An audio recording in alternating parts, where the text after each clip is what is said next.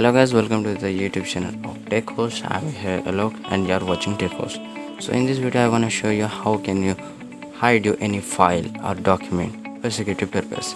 So first of all you need to open this file explorer and go any drive, you can see it. So I'm having a document, this one, so I want to hide it. So first to go to properties, then you can go see attributes here section, you can see here, make it tick mark, then it okay, it will be hide, you can see there is no, but it will be appeared by going to view tab and you can see it here, hidden items.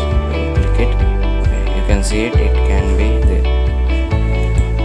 it is here. So in properties you can make changes and then import. So like this you can hide any file of whichever the storage, or it doesn't make any differences. Thank you for watching.